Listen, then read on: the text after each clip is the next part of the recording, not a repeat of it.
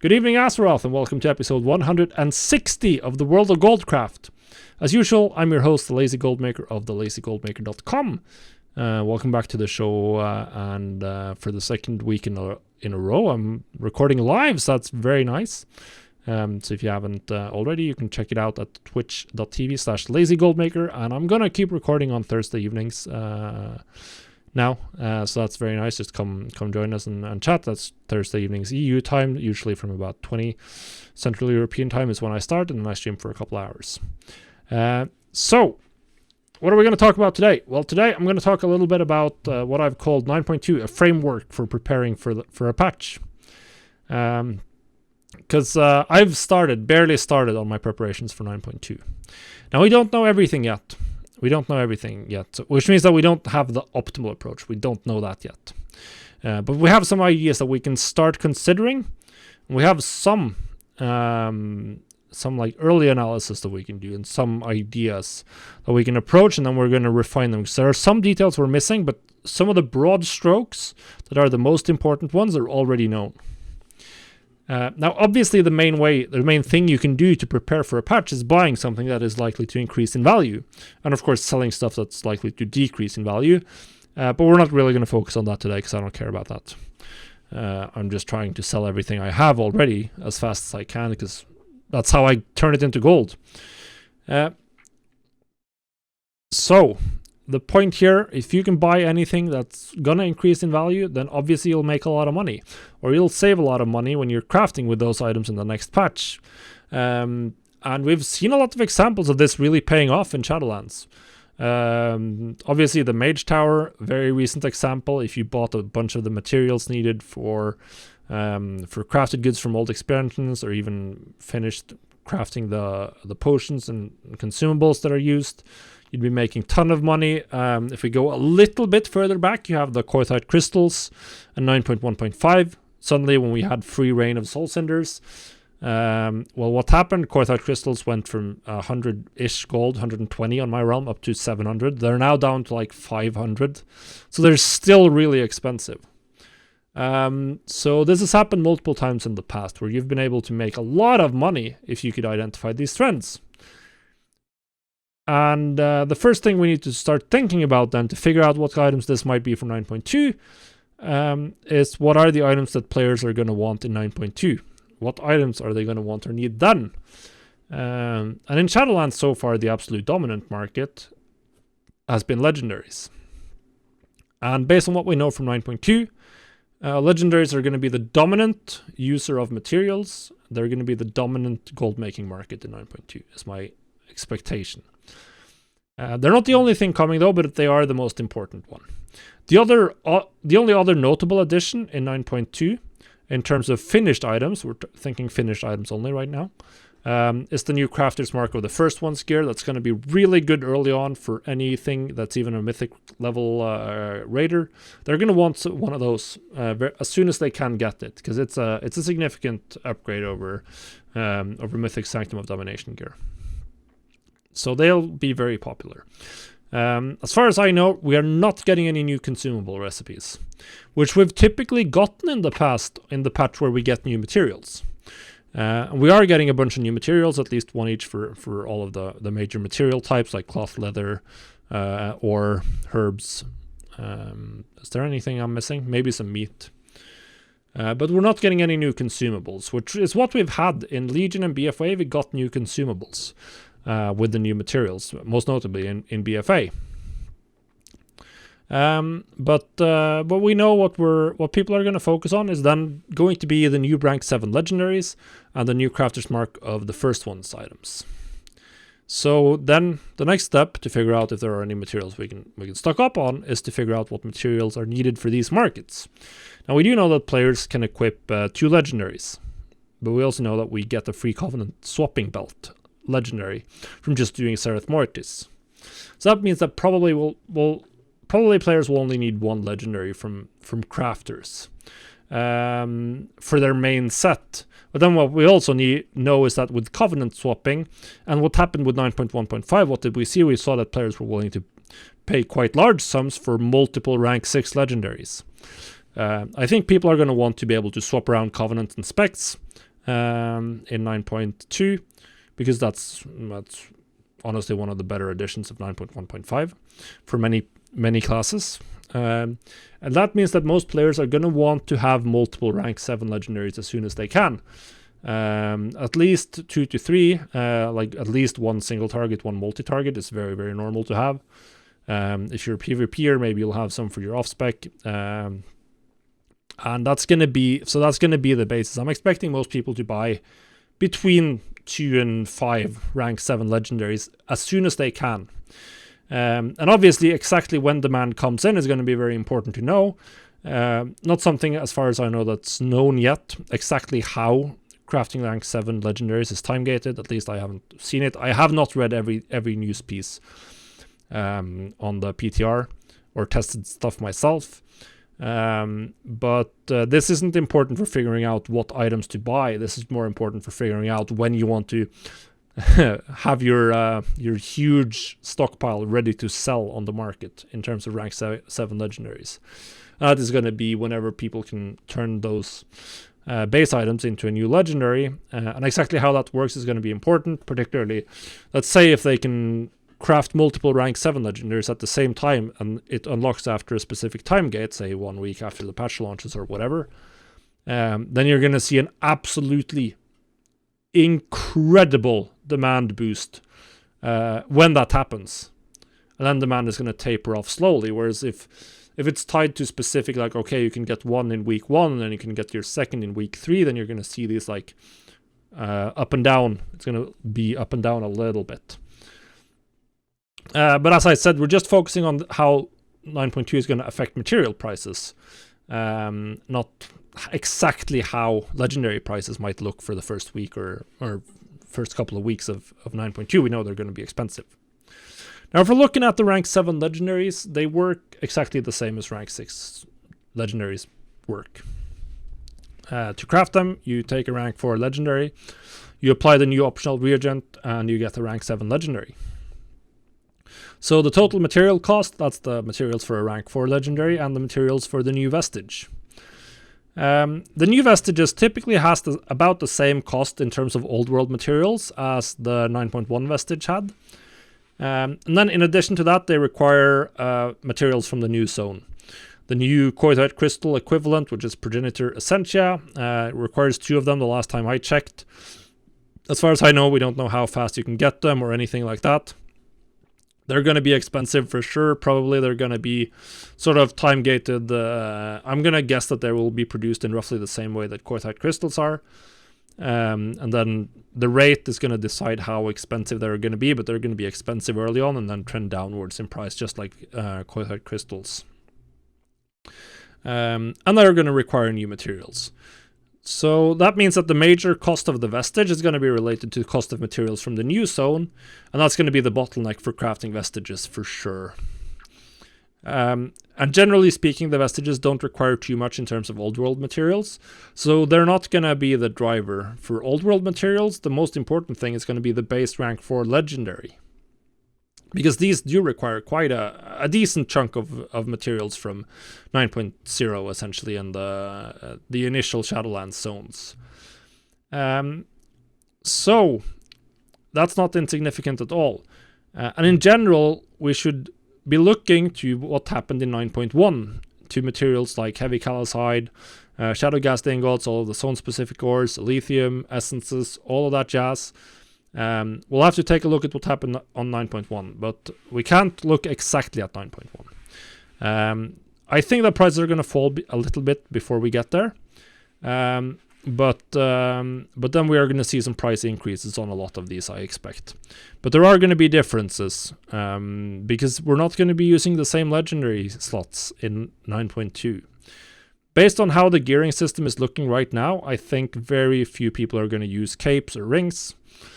People are going to prioritize item slots with high amounts of main stat.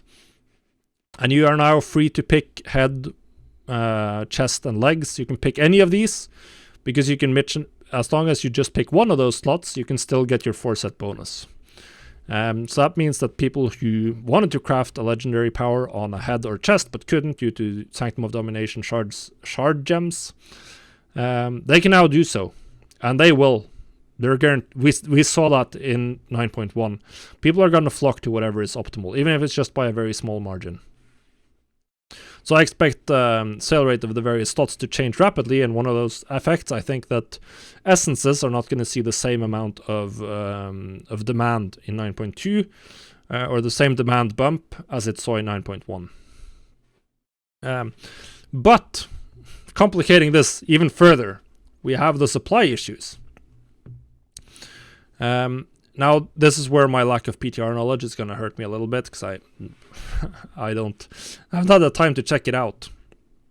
But if we assume that the old materials cannot be farmed in Xerath Mortis, we can expect that the new materials are going to be very, very valuable, and that the best use of your farming time is going to be to get to Xerath Mortis and farm there, with both mining, herbalism, and skinning. If this turns out to be the case, that was the case in BFA, that's going to mean that people aren't generating the old zone materials. So they're going to be expensive, and we're going to need a lot of those for rank 4 legendaries, or the rank 4 base item. So there you have a double whammy that could really drive up prices on certain 9.0 or level or original Shadowlands materials. See Manthius in chat is telling me that the lithium ore is in Xerath Mortis. Then a lithium ore might not explode in price, but the zone specific ores, I'm guaranteeing that they are not in Xerath Mortis. That would at least be very, very surprising. And they're going to be needed in large quantities for blacksmithing legendaries that I think are going to be popular again. So yeah, there's definitely some interesting dynamics that are going to happen here, and we could see some large spikes. I was trying to look up the price of anchorweed in BFA during the Nashatar patch, because everyone was farming Synanthid and anchorweed exploded in price as far as I remember. Sadly, the Undermined journal was down, so I couldn't actually find the price graph before recording this episode. So I'll have to just take my anecdotal word for it. But that's what I remember happening. People still needed anchorweed for flasks, and they became the bottleneck in many cases because everyone was farming Synanthid, because the gold Synanthid was used for both flasks and potions and was just incredibly valuable. But yeah, definitely we have to see exactly what materials you can generate in Xerath Mortis. So any of the old materials that can be generated in Xerath Mortis, like say, if skinning in Xerath Mortis also gives you callosides, then we might not see as large of an effect on callosides. But I think we're still going to see a significant increase unless they, say, Xerath Mortis skinning drops a huge amount of heavy callosides. We can see that Manthius is coming in clutch with some more fact-checking that the price of anchorweed did spike from 50 to 150 gold almost instantly. Which is what I remember as well from that patch. So we could definitely see the same thing for any materials that cannot be generated in Xerath Mortis. Assuming that the Xerath Mortis materials are going to be very valuable, which I think they're going to be, both for the Vestige and for the other market that I'm going to go into with the Crafter's Mark of the chained ones, which requires, as far as I remember, quite a few of the new materials.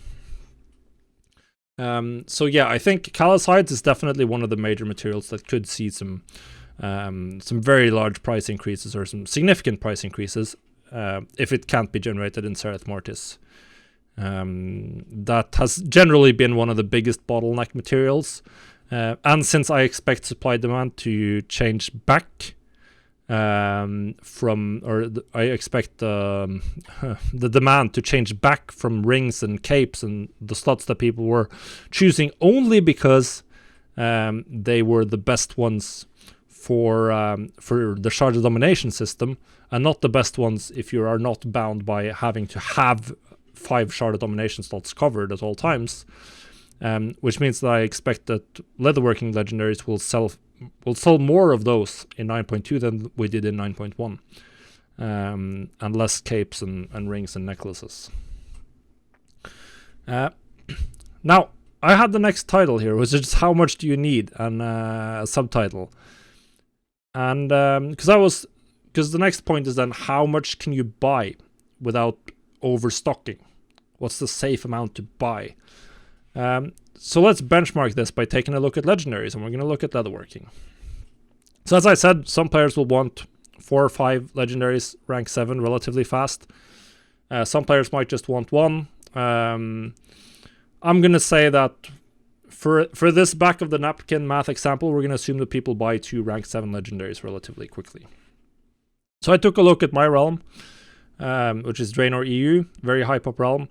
Raid.io says there's 200k, 200,000. That means characters. I'm assuming that's max level characters that has recorded an M+ run. So if we assume that leather wearers represent 1/4 of this, that's 500,000 characters. They want 2 legendaries on average, and we're gonna assume that they're crafting 2 legendaries, which has the material cost similar to the hands, belt, boots, shoulders slots.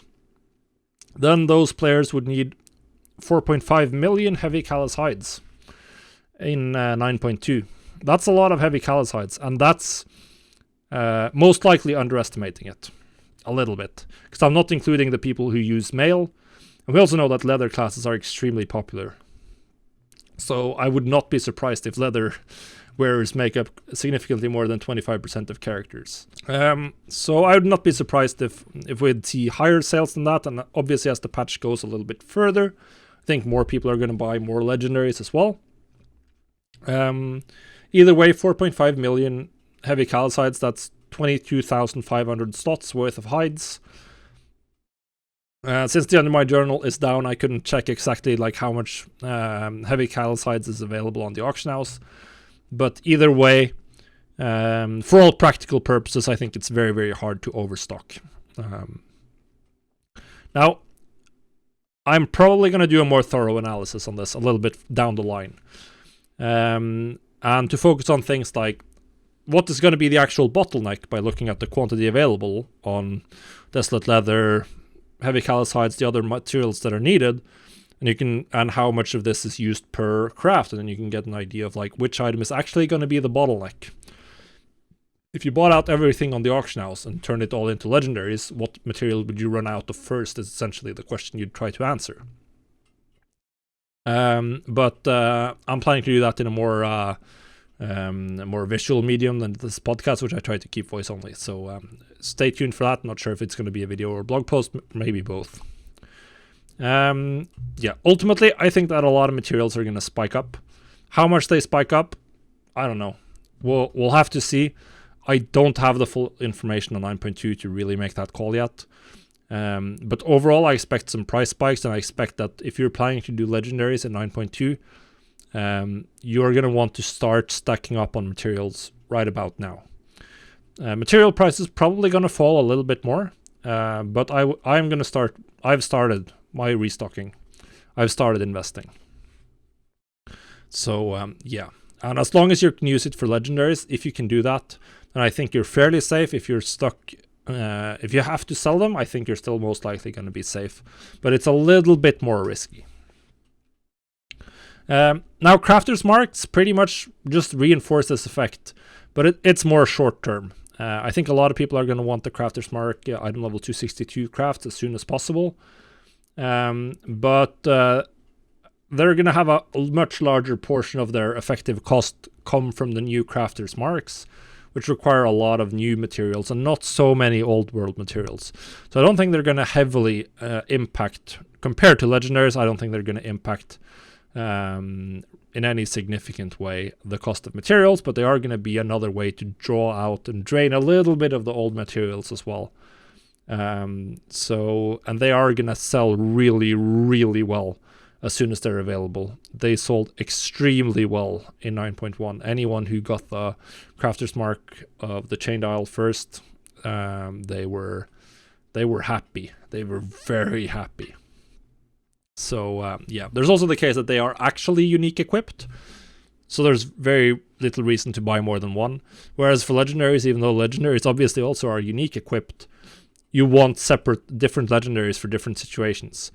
So that is going to be the case there. There's actually more demand for legendaries than the item level 262 pieces. I think more people are going to buy 2 legendaries than 2 262 pieces. But either way, I think we're gonna see some some amazing profits in the legendary market, and I think we're gonna see there's a good opportunity to make some gold by investing in some of the materials needed, with the caveat that they can't be generated in Xerath Mortis. If they're also generated in Xerath Mortis, then it's more risky. We're still probably gonna see a boost, but it's gonna be more short term. If they're not generated in Xerath Mortis, then I think it's gonna be really nice. So that's it. That's what I wanted to talk about this week. Hopefully you enjoyed it. If you did, then leave a like or a comment. Subscribe to the YouTube channel if that's where you're watching this. Or just make sure you catch the next episode if you're listening on your favorite podcasting platform. With that, I want to thank my patrons for supporting the show.